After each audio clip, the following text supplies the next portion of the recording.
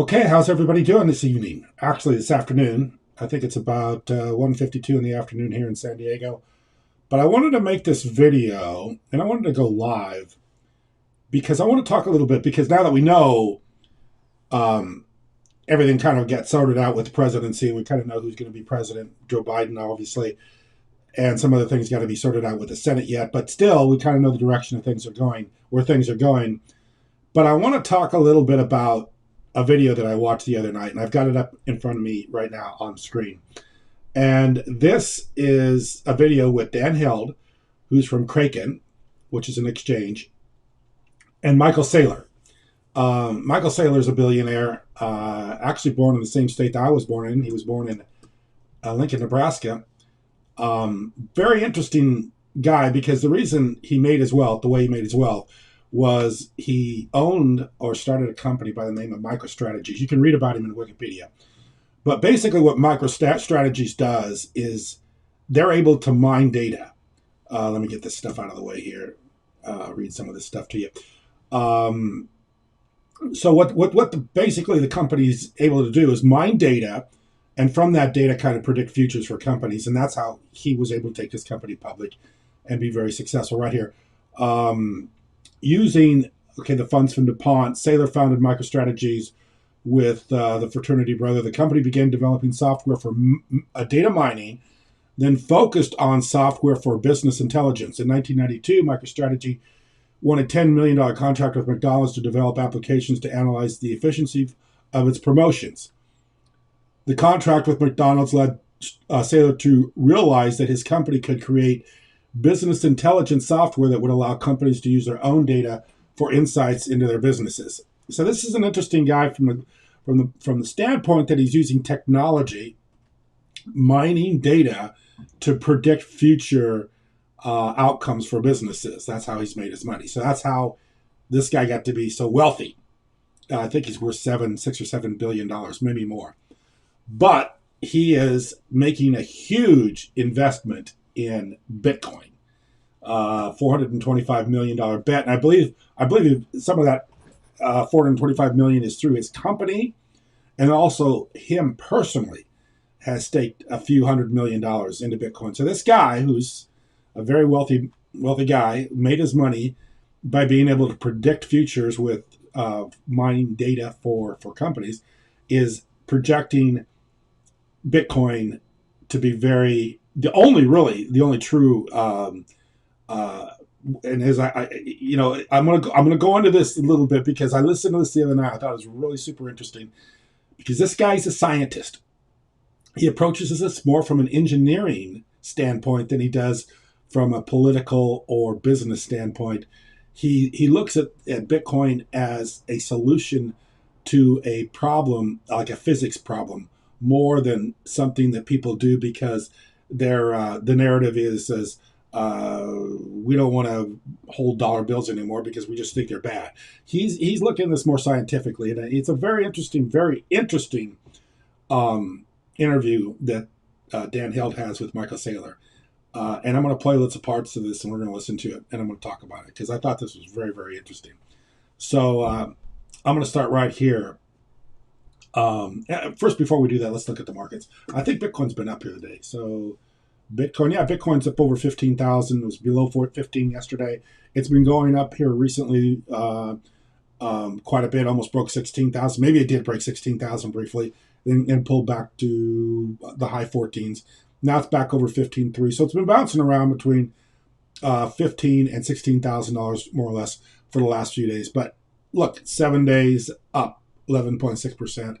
24 hours, it's up 3.2%. So Bitcoin has really been on fire here recently. So let's listen to this interview because I want to talk about this because Michael Saylor does a really nice job of laying this out. And the reason I want to talk about this is because this is going to have a lot to do with the way things are done in the future.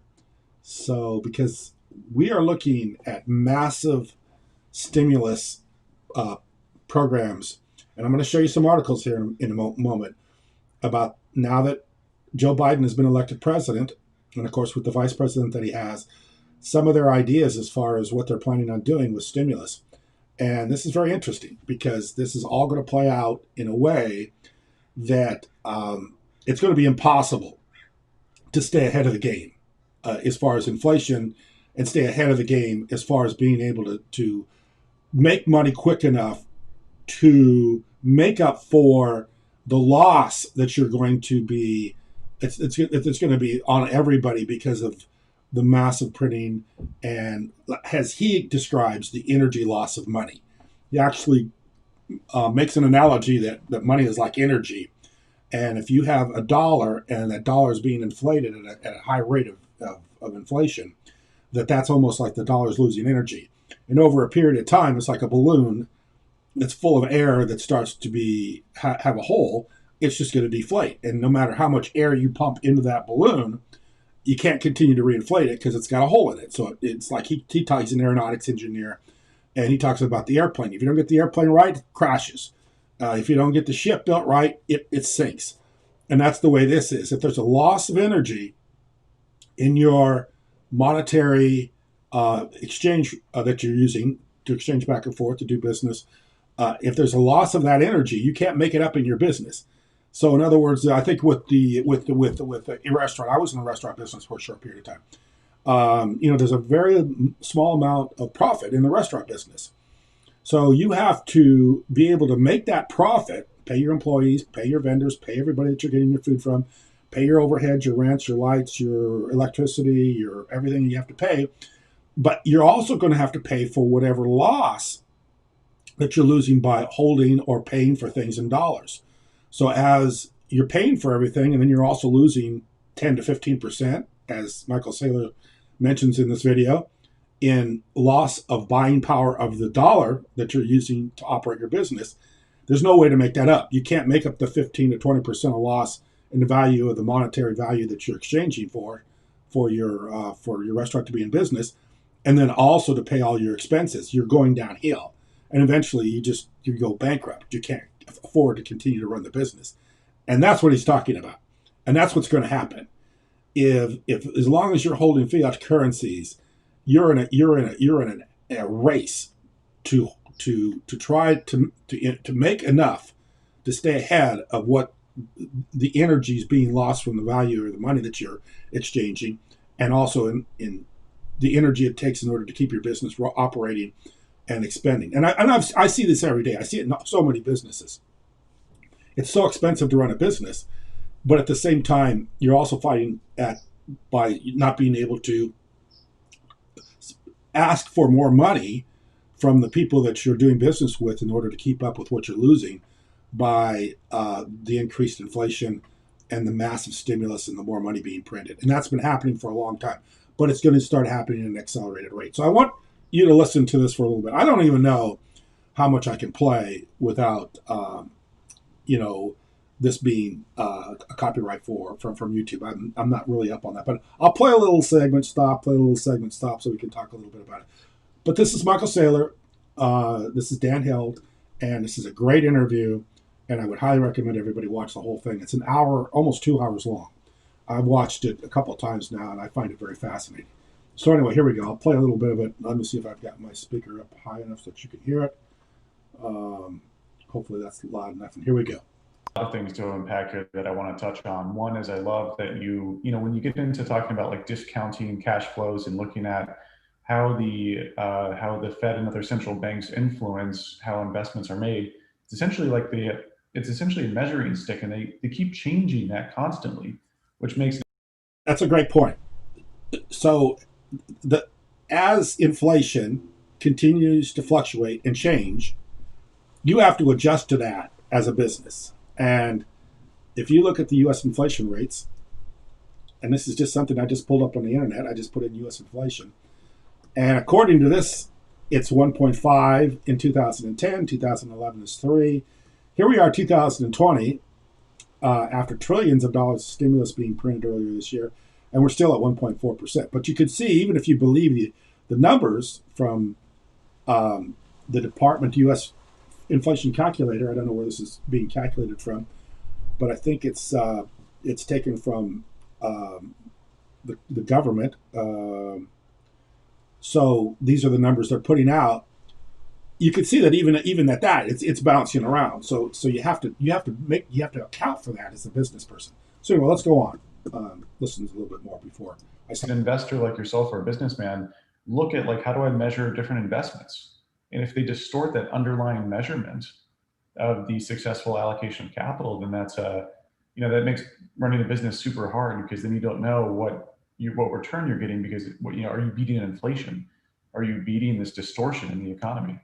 So there you go. Are you beating inflation? Are you beating the distortion in the economy? I like the way he looks because he's thinking, he's pondering the question, and he's ready to make a great analogy. Here we go.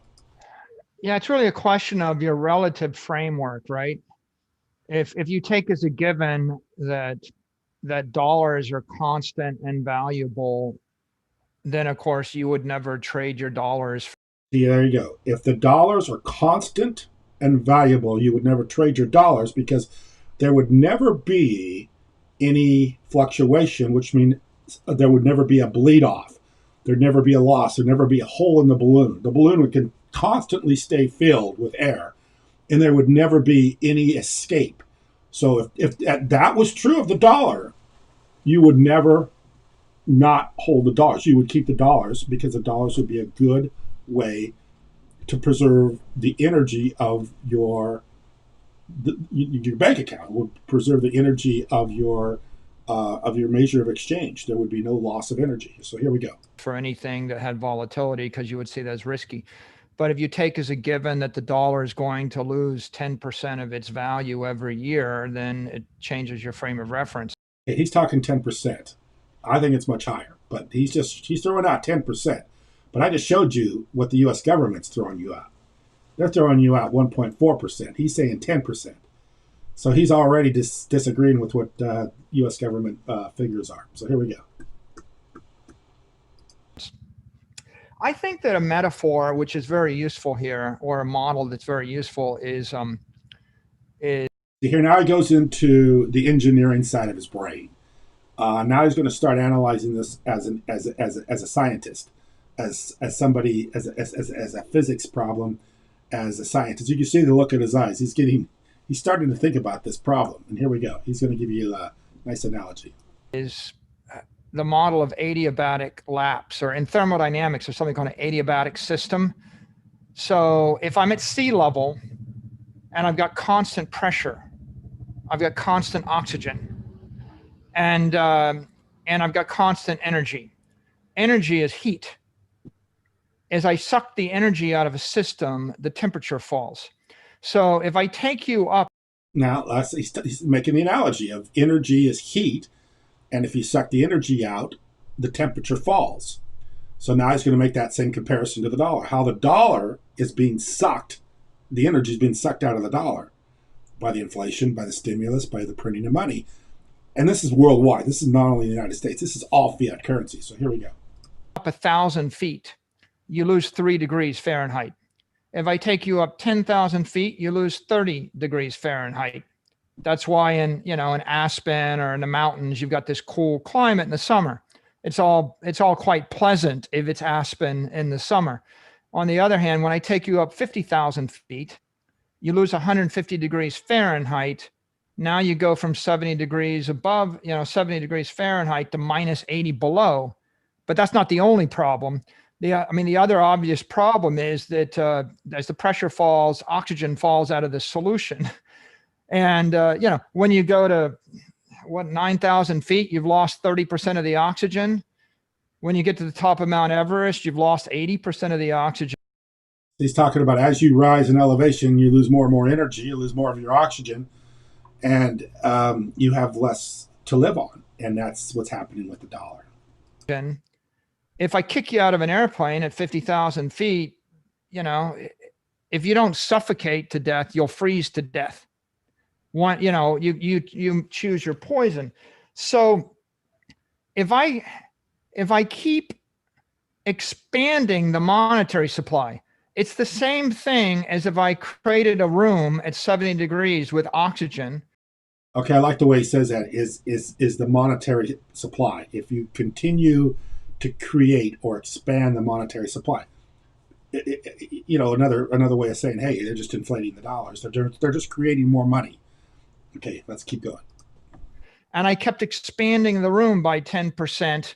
I'm creating an adiabatic lapse, and I'm simultaneously freezing you and suffocating you. And so the real dilemma here. Okay, he has just described what's happening to every single person that's living today in the world that is using fiat currencies as a medium of exchange. Is as the money supply, as the expansion of the monetary system happens, you are choking out everybody's ability to live and operate in that environment. That's what he just described. He used a simple analogy to say that, look, if you expand this to a certain point, and he talked about some formula there that he was talking about, you expand this to a certain point, you're going to choke everything off. That's including business, that's including jobs, that's including everything. You will choke everything out. Let's keep going. Is that in a fiat system with a monetary supply that's expanding at a rapid rate, you're freezing and suffocating everybody doing business in the currency. It's just a question of how fast am I it's like marching a bunch of Boy Scouts to the top of Mount Everest, and I've got a little altimeter, and my altimeter says, oh, well, I'm at sea level, right? The altimeter is reading inflation. And so if I set the altimeter to a market basket. Okay, now he's talking about the altimeter. So if you reset the altimeter, you can set the altimeter to whatever you want. I don't know if he's I think he is an airplane, is a pilot. And if you're a pilot, and I am a pilot, you know that when you go to an airport or any place like that, you have to set your altimeter so that it's accurate. So that's what he's saying. He said, if you reset the altimeter, you can distort the outcome. And that's what's going on with inflation right now. They're distorting the outcome. The inflation is what is the altimeter, and they're setting the altimeter at the wrong altimeter so that you're actually in the wrong environment. You're not in the environment that they tell you you're in. They're telling you you're in the environment of 1 to 2% inflation. We're not in the environment of 1 to 2%, 1.4% inflation. We're not in that environment. So they've actually reset the stage. They're resetting the stage by telling you this. And there's a lot of good videos about how they calculate inflation in this country and probably other places too. And of course, they use different ways of doing this in order to make people think that the inflation isn't as high as it really is. And of course, depending on where you're at and what you do, I mean, the inflation rate can be different for different places or different. Some things inflate more than other things, depending on. There's a lot of variables involved here. But what we're simply talking about here is the way the currency is being inflated right now, that is making it so like you said, virtually impossible to survive in. So here, we'll go just a little bit further, and then I'll take you to another part of the video, which is he gives a solution. Here we go. Good. Of YouTube streaming videos and Domino's pizza and manufactured goods with a 5% variable cost. I pretend that I'm at sea level, but I keep marching the Boy Scouts up 5,000 feet. And at 5,000 feet, they can't breathe, but we're at sea level. And then I march them up to 10,000 feet, and now they're all freezing cold. But I say, no, it can't be, we're at sea level. And I keep marching them up. And eventually I march the Boy Scouts to 20,000 feet, and they're all froze to death. And at some point, you got to say to yourself, maybe the altimeter's wrong. Okay, there you go. So he's talking about literally how this relates to being taken up into high altitudes, and you literally freeze to death. While your readings are telling you that you're not at that altitude, which is what's going on today with inflation. That they're giving us the readings. This is our readings, 1.4%. He just talked about a 10%, and it's probably a lot higher. And look, as I'm going to show you here in a moment, with the current, with the president-elect and the vice president, that they probably will be much higher than that. So it's choking everything out to the point that nobody will be able to survive without some sort of stimulus payment or stimulus check. So I'm not going to play any more of that part of the video because he continues on with it. But I'm going to jump ahead. Let's see, to 5319. So you can kind of listen to what he says as far as the solution is concerned. Yeah, 17, 18, probably right here. Okay, here we go. I'm going to start it again. Right? Because all assets are bleeding energy. Fiat is being printed. Okay, there he goes again with the analogies of energy being lost. All fiats are bleeding energy. Just like the Boy Scouts being marched up the Mount Everest. They're losing energy, losing heat. They're losing oxygen. All assets, all currencies are losing energy. So this is what he's talking about right now. Here we go. Let me start it again. People are issuing more bonds. Companies are issuing more equity, right? People are developing more real estate. Miners are mining more gold. All of those assets are inflating. So there you go. I mean, everybody talks about gold being the greatest hedge for inflation, but he's just saying this. More. We don't know how much gold exists in the world, and we don't know how much is being mined, and we don't know how much is yet to be mined. So, but every time it's being mined, there's a bleed off. There's a bleed off. There's a bleed off. So here we go. And therefore, they can't hold energy very well unless, right? Unless, say, a company's got to grow its cash flows faster than the rate of monetary expansion. There you go. He just said it perfectly. The company's got to grow faster than the monetary expansion. Think about that for a second. Think of how powerful that is. You have to outgrow the expending of the government and the printing of the money. You have to outgrow that. It's impossible. And see, that's why that's why I tell people, everybody tells me, hey, you're a liberal. I'm not a liberal. I'm a realist that says, look, you can't give all the money to a few people and expect those people to give it back to the people, to the rest of the people. They don't do it. They just keep it.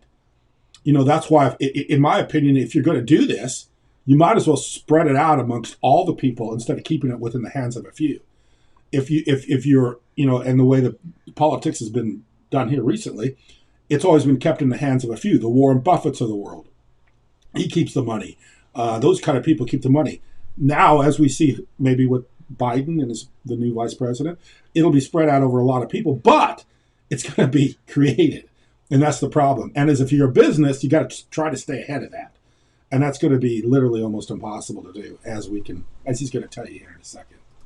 And if they're not able to do that, then they bleed energy and they're not a good store of value. So on one hand, you have this world which is the world of the economist, where politics and philosophy enter in, and the idea is, because I believe something, it's okay to go ahead and print $1 trillion, right? There's a different world, the world of. There you go. There you go. There's the world of politics. I'm going to win the election. I'm going to win the vote. I'm going to tell everybody they're going to get a big stimulus check, maybe $12,000 stimulus check, according to this one article I read right here. Pamela Harris is millions of Americans could use a new stimulus check as a result of the ongoing economic plan associated with the coronavirus pandemic that is ripped apart the country's financial fabric for 6 months and now counting. Joe Biden's newly chosen running mate, California Senator Kamala Harris, is in favor of an aggressive new corona stimulus plan. She's co-introduced a bill in Senate that would give Americans a $2,000 monthly stimulus payment for the foreseeable future, as well as a huge $12,000 payout right away. So there you go. There's a huge, huge amount of money being spent. And of course, where's it coming from? It's coming from the inflation of the currency, which means that it's just more difficult for everybody to operate in this environment. But see, the difference of what I say, instead of like if maybe the Republicans would have been in, the money would have been given to the wealthiest, and then it was up to the wealthiest to give it back to the people. But in maybe Kamala Harris, is that her name? How do you say? I don't even know. I mean, that's just how little I follow politics. It's Kamala Harris. And her idea is they're just going to give it directly to the people, which is, to me, a little bit more in my mind, I think a little bit better for the economy if you keep it, if you give it, because they're going to spend it and they're going to just recirculate it in the. Whereas a guy like Buffett, he just hoards it, and then of course a lot of these people take it overseas, which is what happens with jobs. Hey, if we can make it cheaper someplace else, we'll just make it cheaper someplace else. They're thinking about the bottom line more than they're thinking about how to re-energize the country of which they got the money from to begin with, which is the United States. So that's my issue. So anyway, let's keep listening. Engineering, which I grew up in at MIT. Okay, and it's bizarre to me. Bitcoin is unique. It's the only scarce asset. It's the only one where you can't print more of it, and that makes it utterly. There you go. He just said that the Bitcoin is the one that doesn't lose energy. Bitcoin's the only place you're not going to lose energy because it's scarce and it's set and you're never going to have any more of it. It's got a finite supply, 21 million Bitcoin, of which we know not all 21 still exist because we know, for instance, I believe that Satoshi has 1 million Bitcoin. Well, we don't know what happened to Satoshi, and we might never, ever know what happened to Satoshi. Does he have 1 million or 1 billion? I can't remember. He has got a bunch of Bitcoin. But he's got 1 million. I'm sorry. It wouldn't be 1 billion because it's only 21 million to begin with. So yeah, there's millions and billions and trillions. Let me tell you, the way the world's working now, it all gets interwound, and you don't know what they're, you got to really think about it because, when I was a kid, millions was all you talked about. And as I got older, now it's billions, and now we're into the trillions. So you got to really keep this track. But think about this. It's a very, very small supply. Bitcoin is only 21 million, of which is a 285 billion market cap right now. So we don't even have $1 trillion market cap right now with Bitcoin. It's still only 285 million. So there's a very small amount. But let's keep going here. Let's keep going back to the video here. Keep this rolling. Let Mr. Saylor continue with his points. Unique in the finance world, but it's utterly ordinary in the engineering world. There isn't any engineering system that doesn't respect the laws of thermodynamics and conservation of energy. In fact, the entire universe operates, under natural law, and the first law is conservation of energy. You can't make it or you can't get rid of it. You can convert it between mass and energy, but it is what it is. And Einstein knew it, Newton knew it. If I build a pneumatic system with a leak in it, it doesn't work. If I build a hydraulic system with a leak in it, it doesn't work. If I have a power line with a leak in it, with a short, it doesn't work. If I build an airplane with a leak in it, we all freeze to death or blow up. It doesn't work. The nozzle doesn't work. The ship sinks. The building collapses. The bridge shakes itself apart.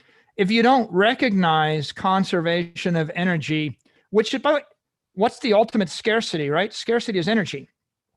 It's all energy, right? What is money? Money is monetary energy. Money is a word used so often that people don't really think about. Okay, there he goes. He starts again with the analogy between energy and money, and he's talking about how money can lose energy. And that's something we rarely talk about. I've never heard a politician talk about money in this way. I've never heard of, economists talk about money this way. They don't ever talk about it in terms of natural law, thermodynamics, energy. They always talk about it as a,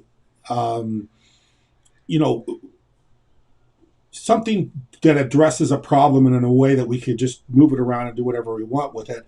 We can create it and we can do whatever we want. We can expand it as much as we want without thinking about the natural laws that take place when you do something like that, which is that it becomes something of less scarcity. And that's what he's talking about. He's trying to bring this all together in a world, in the natural world, the real world, the world of energy, the world of science, the world of physics, the world of engineering. What it is, but if they're an engineer, you would say money is monetary energy. Monetary energy is the superset of all energies relative to the human condition. Kinetic energy, potential energy, chemical energy, nuclear energy, electrical energy, all energies can be converted via work into money.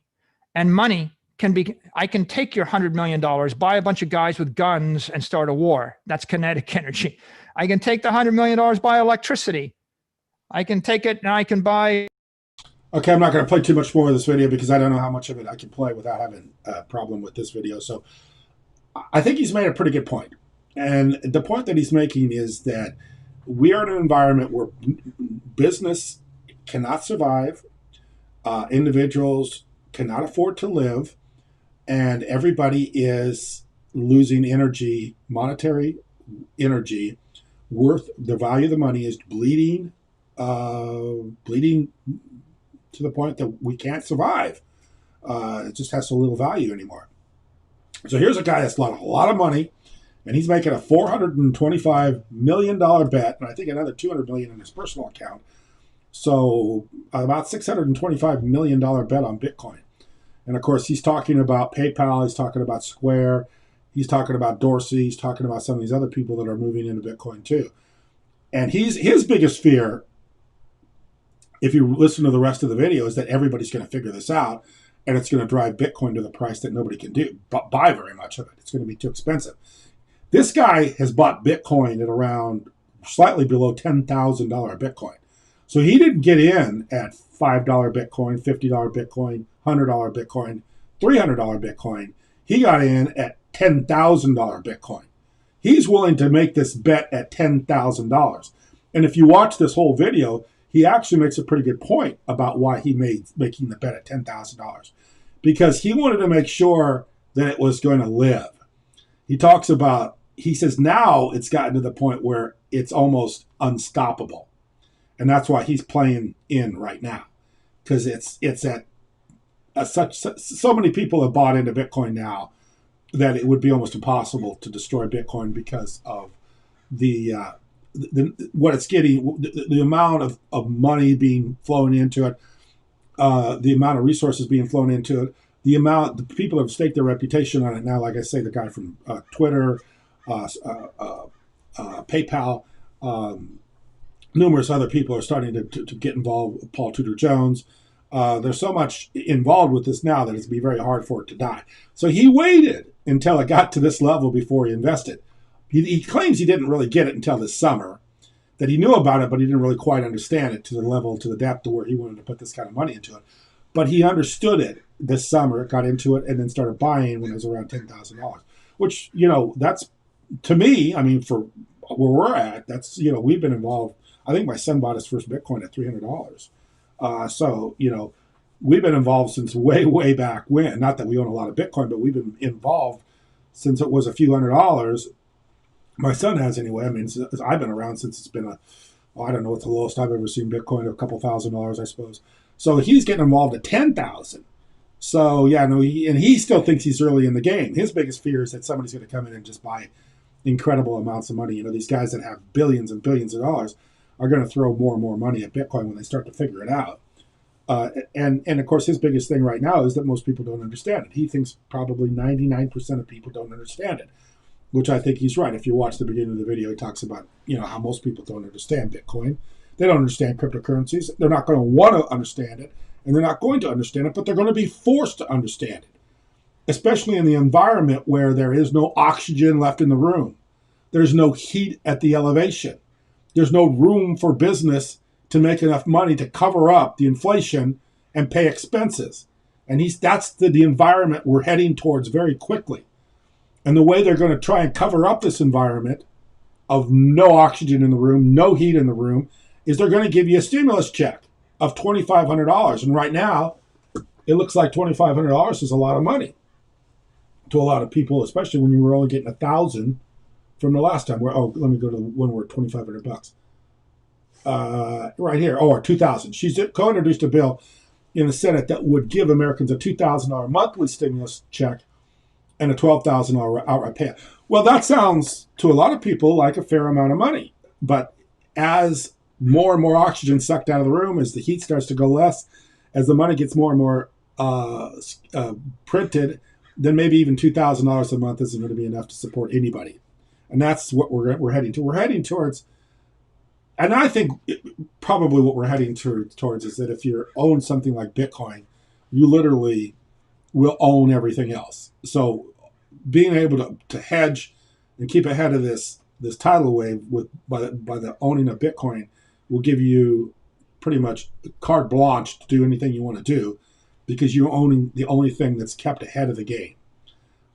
You've stepped out of the game. You've preserved everything. All your energy is intact. Everything has been 100% preserved, and you are outside of the game. Everybody else is struggling in the game, is struggling to stay above, being drowned or being starved or being whatever. And they're trying to stay in business. They can't stay in business because it just won't work because of the amount of money being printed, and you're outside of the game. So eventually, what ends up happening is you end up owning everything, and that's what he says. If you end up owning Bitcoin, you end up owning everything. And he's talking about literally only Bitcoin. Bitcoin is the one. He isn't really talking about altcoins too much. I think a lot of this money will bleed into altcoins too. But you have to be careful with altcoins. He talks a little bit about some of these payment rails where, and I'm not really into all the other ones that are going on. And I don't want to get into them because I'm not that familiar with them, but like Bitcoin Cash, which is a faster way of operating Bitcoin. He thinks that there's other ways of running payment rails, obviously with Square and PayPal and these, that you don't really need to run it on the blockchain. You can run it outside the blockchain. So he thinks everything, even though he's talking about using the blockchain for things that he's thinking about doing, he's thinking about putting his businesses on blockchain where you can literally run this data mining that he's doing from businesses on the blockchain. That's what his ideas of future, not only for holding Bitcoin, but also to operate business from the blockchain. So he's talking about this other stuff too. But I think some of this is going to bleed into some of these other coins. The one thing about other coins is if there's a component to Bitcoin is that the proof of work, where there's real world resources being used to create Bitcoin by energy. And he talks about mining too, which I thought was very interesting. He's not into mining Bitcoin because he says if you mine Bitcoin, there's always the possibility that somebody's going to give you free energy. So some country in the world is going to create electricity for free, just so they can accumulate the Bitcoin. So he wants to stay away from stuff like that. So Bitcoin's a unique idea.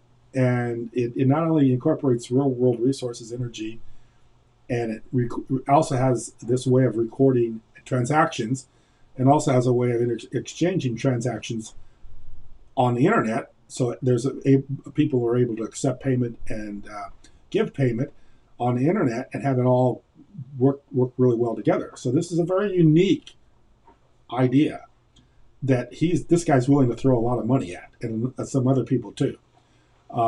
His thing is when will the Paul Tudor Jones start saying, hey, I'm going to put 50% of my worth into Bitcoin. Claims right now he's doing 1%. And this guy's laughing at those kind of numbers. Why would you do 1%? If you really believed in this, why wouldn't you do 30%, 20%? And that's what you're going to see in the future. You're going to see somebody play and really put the big money into Bitcoin because there's not that many available. And that's what he's afraid of. And that's why he thinks that he was happy to buy in at $10,000. Because $10,000 is what he thought was, hey, I'm ahead of the game because the bigger people haven't figured this out yet. So very interesting video. I'd highly recommend you to watch this from beginning to end. Like I say, almost 2 hours long, but it's worth every minute of it. Because he really does look at it from another angle. Not from the angle that we're used to looking at it, but from a whole other angle. So anyway, let me read a few of these comments I've gotten while I've been talking. What is the latest with EOS? Good question. I'm still waiting to hear a little bit more about Google and the relationship they have with Google. Of course, I think EOS is the best smart contract platform there is. We run on the EOS blockchain. We've always been on EOS. We wouldn't be on any place else. Of course, you can't run smart contracts on Bitcoin because the protocol doesn't allow for that. It's simply a way of holding together your money, keeping your money together without having it bleed off in any direction. Let me see what else I got here. EOS already is obsolete. EOS just can't provide the performance needed for the kind of applications we need. The monetary theory of inflation is wrong as well. Look at the velocity right now. It's in the toilet. You can expand the monetary supply and increase the dollar value if the money is spent on increasing output. Let me think about that one for a second. You can expand the money supply and increase the dollar's value if the money is spent on increasing the output. That's an interesting comment by Schott, I think is how you would pronounce that, or SH0T, because that's what he's talking about. But can you do it quick enough? Can you increase? Sorry, that's my ringer. If you can increase output fast enough to keep up with inflation and the loss of energy of the money, I don't know if that's true or not. I mean, this is the race that you're in. This exactly. You can expand the monetary supply, increase the dollar's value if the money is spent on increasing output. That's the question. How and that what this person says or is saying. I'm going to add this to the broadcast because that's a good comment. Right there. You can expand the money supply and increase the dollar value if the money supply is spent on output. That's the game you're in. That's the race that's being done right now. How fast can you do that? In an ever increasing money supply expansion, monetary expansion, at what point does it make it so you can't increase to keep up with the expansion? And obviously it's not happening because they wouldn't be giving out stimulus checks. I mean, if you could increase the activity to a point where it would keep up with the inflation and keep up with all the expansion, you wouldn't need to be giving people money supplement checks. I mean, I saw this years ago when I was a farmer. They didn't want to lose farming in the United States of America, so they come up with the idea of the PIC program. They said, hey, you know what? The markets are less than the cost of production, so we're just going to make up the difference by giving you a supplement check, a PIC program check, and but we're going to ask a few things of you. We're going to go put you in a conservation program. You're going to have to do set aside acres.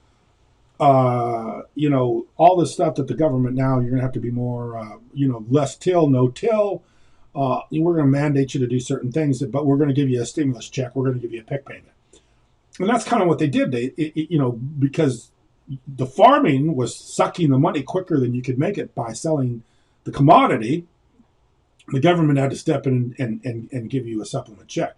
And that's what they're talking. That's what we're talking about. What I just read here with the vice president. Forgot her name again. Pamela Harris, whatever her name is. She's talking about giving out these big stimulus checks, these $2,000 a month and $12,000 stimulus checks. Well, they're doing that because they're trying to keep up with the fact that people aren't making enough money working or being able to keep up enough money with their investments. Well, that's what happened to us in farming too. When I was a farmer, we just couldn't keep up anymore.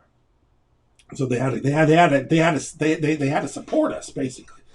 And I haven't been in farming for 25 years. I don't know much about what's happening today, but I do watch some of the farming videos because I grew up in a farm in western Nebraska, and I was involved with farming for the early part of my life. So I saw what was happening. I see what's happening today. I mean, commodity prices are in the toilet. They're in the tank. I think corn's around $4 a bushel. That's horrible. I mean, when I was farming, it was $3 a bushel. We couldn't make any money. And now they're, 25 years later, it's $4 a bushel, $4 a bushel, I think a little over $4. You just can't make any money at that. So let's look at some of these others. Bank credit is the most of the flux, okay, I'm a pilot, but the price level is something different from the monetary supply. The problem is output. We are de-industrializing. I'm going to add that one. Let's talk about this one too. I'm going to add this comment to the chat or to the video because it's another good comment. By the same person. I'm also a pilot, but the price level is something different from the monetary supply. The problem is output. We are de-industrializing. Why are we de-industrializing? The main reason we're deindustrializing, I believe, is because of technology. Things are being able to be done cheaper by technology. The other reason we're deindustrializing is because the businesses aren't making enough money to stay ahead of the expansion of the expansion of money, and be able to cover expenses. So that's why we're deindustrializing. So, yeah, I mean that's the result of that's the trying to survive in the new environment, the deindustrialization. You can't afford people anymore. You can't afford to pay people anymore. You can't afford to build anything anymore. You can't afford to put up a plant. You can't afford to build new buildings. You can't afford to reinvest in whole new infrastructure to create new technology. That's why somebody like Elon Musk is successful right now with Tesla, because he's not retooling, the combustion motor, or the Detroit, the economy of Detroit, where built, the automobile for many years. He's redoing this now, trying to do it in the green technology by creating batteries and creating an electric car and a renewable resource, which is energy from the sun, instead of trying to retool, the automotive combustion engine that uses oil and pollutes.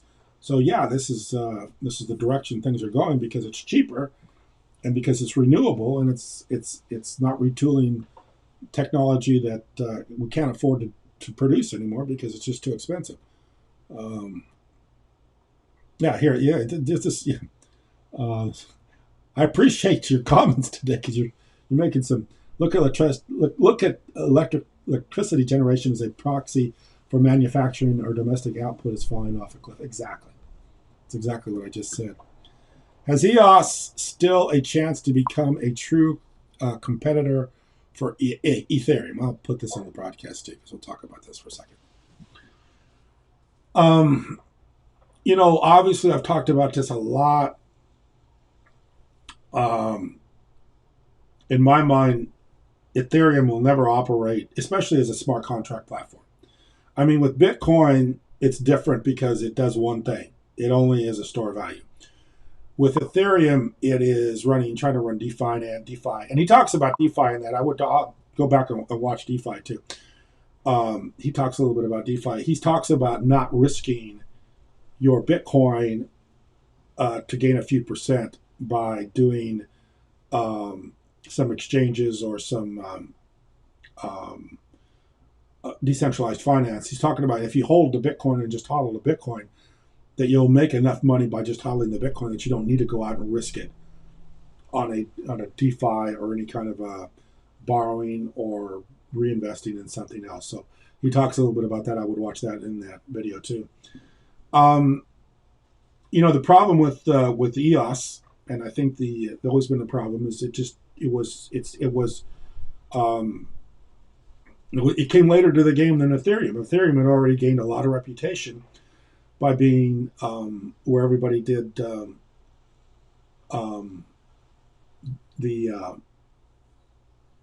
ICOs. So the ICOs got started on Ethereum. Of course, everybody started building on Ethereum. A lot of the developers got involved with Ethereum. Ethereum became the de facto place to build, and a lot of people built it. Although Ethereum is proof of work, it still has trouble scaling, and they cannot get it to scale. Probably will never get it to scale, and you're not going to get all those developers to flip over to a new way of mining, or a new way of producing blocks. It's like the old analogy of what they always talk about. It's like mid-engine airplane engine transfer. You're not going to replace a airplane engine in the air. Well, that's kind of the way Ethereum is having a hard time flipping over to something that's scalable. So yeah, I mean, we're always with EOS. I mean, that's who we are. We're with EOS.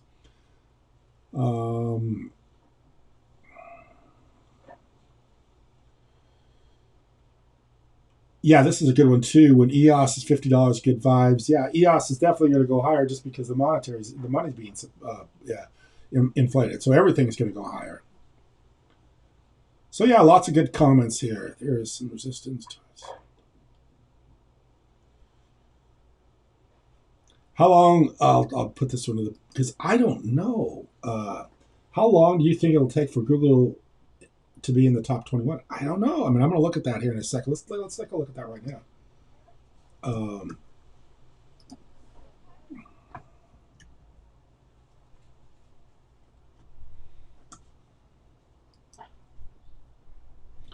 Go to all things EOS here. Go to the blocks.io. Take a look at see where Google is supposedly at. Okay, here's the block producers. Looks like guys out of South Korea are number one. Last time I looked, Google, supposedly who Google is, was still in the 70s. Let's see if they've increased anymore.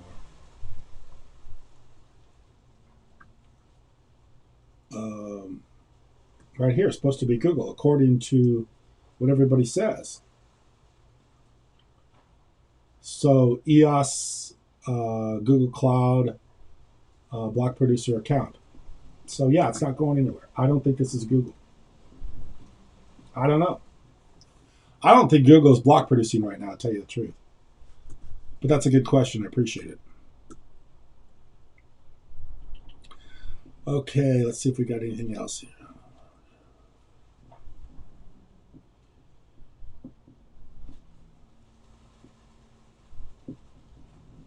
I'm just reading through the comments, so.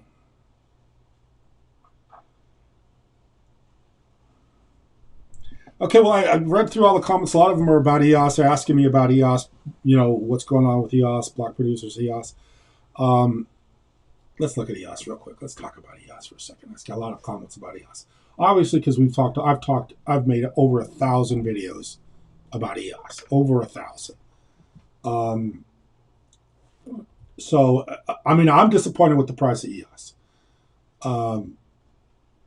But I'm not disappointed with the challenge application. I'll just type in challenge. And it's running on the EOS blockchain. And we're doing very, very well. Here's challenge right now. Actually, we're down here a little bit lately. But we're doing very, very well. And if you want to check it out, I put the links below. I mean, just go to the Android, go to app, go to your iPhone, or go to your Apple or your Google phone or your Android phone, your iOS, your Android, and just go challenge, CHALL. Here, let me see if I can pull it up on my phone.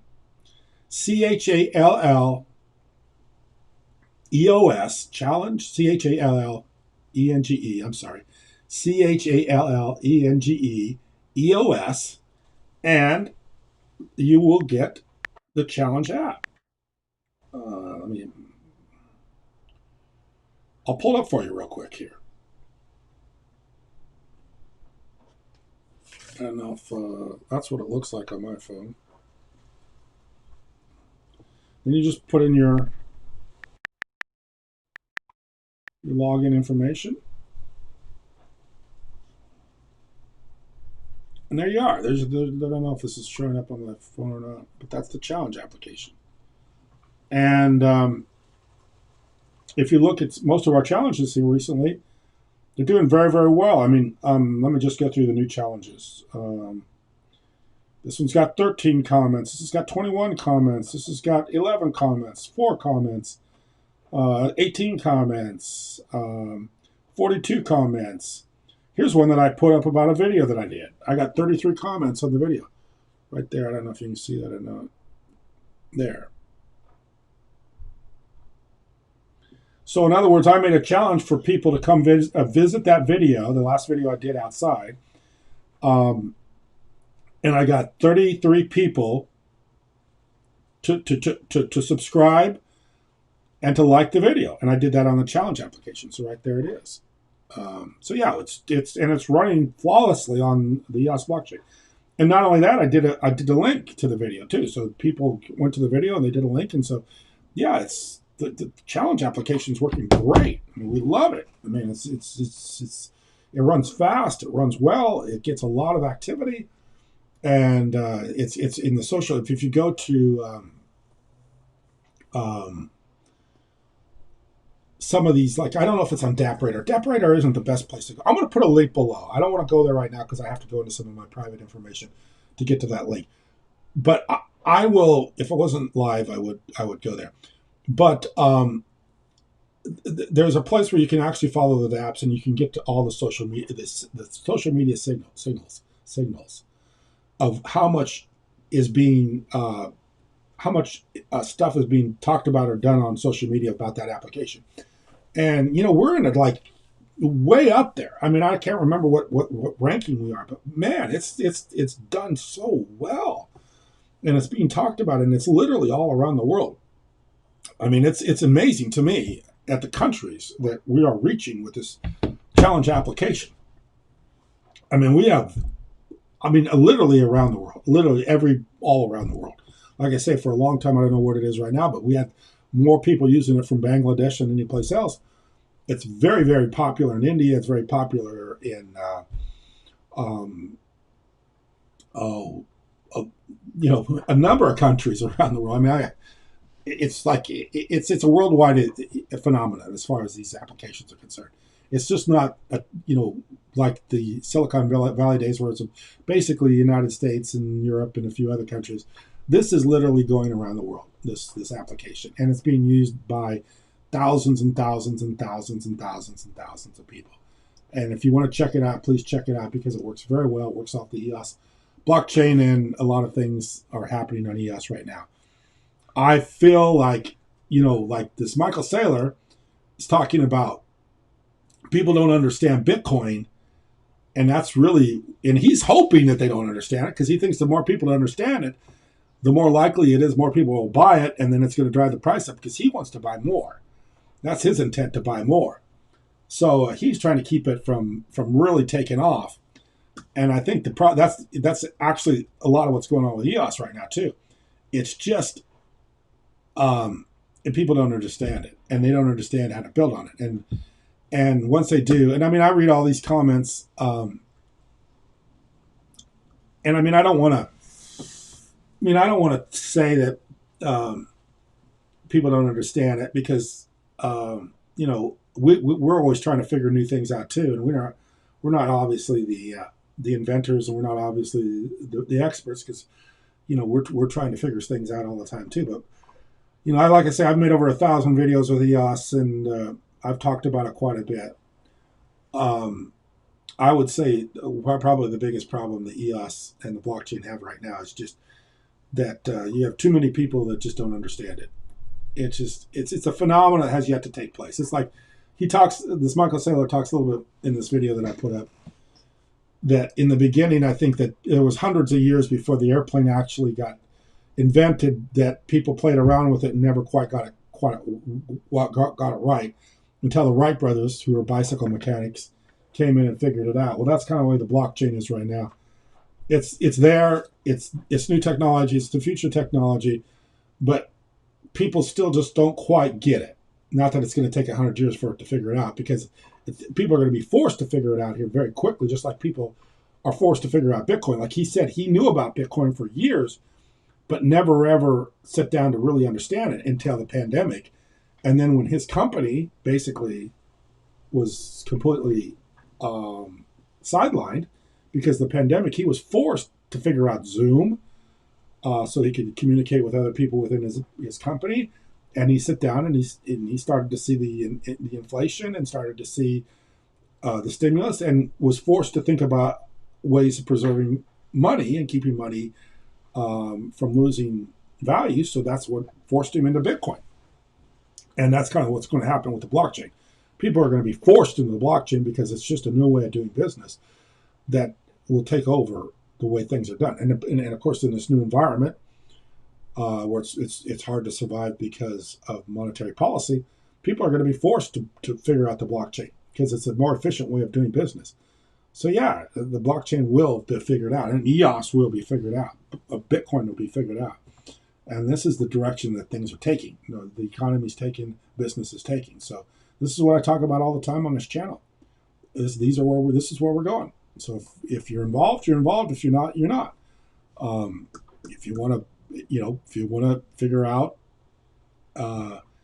how to operate in this new environment, then you will figure out Bitcoin. If you want to figure out how to live and develop and energize your business, you will figure out the blockchain.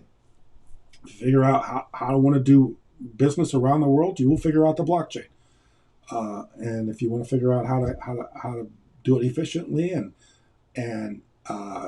decentralized, you will figure out the blockchain. And that's why this is the way it's the progression of the way things are going to happen. But people haven't been forced there yet because they're still too comfortable with where they're at. We haven't had the incredible shift, the paradigm shift that it's going to take for people to be jolted out of their environments into the next new environment, which is taking place right now, which is the blockchain, which is online. And actually, Corona is quickening this shift from where we're at today to where we're going to be in the future, because people are going online. They're forced to go online. They have to go online in order to compete in this new world, in this new environment. And Corona is forcing that by making it so it's harder and harder for people to move about and do things the way he said he used to do things, by holding events and having people show up in one location. You can't do that anymore. You have to do it online. You have to do it with Zoom. You have to do it with interacting. You have to do it on the blockchain. You have to do this is the new way of doing things. So quite a few comments for just jumping online here. I don't know if they get posted. I'm using Ecamm, and that's the software I'm using to do this video. I'm not using the traditional way I think people go online. So I think the comments show up later, but they show up to the site, so you'll be able to read through them all. So I appreciate everybody that commented. I appreciate everybody that listened to this video. Like I say, I don't know how many people are viewing it. I didn't look at that. But I appreciate everybody that listened to what I have to say, because I do think it's important. I would encourage people to watch this video. And I do think that things are going to change. They're going to change fairly quickly, very fast. And I do think there's an alternative way of being able to keep up with things. And of course, if you want to watch this Michael Saylor and see how he's adapting, I think he's got some pretty good ideas. And I think he's got some pretty good ways of looking at things. So anyway, I'm going to sign off. I appreciate everybody listening. I appreciate people watching. And hopefully the rest of your day is good. And hopefully it's been good to this point. And we'll see you in the next video. Thank you very much.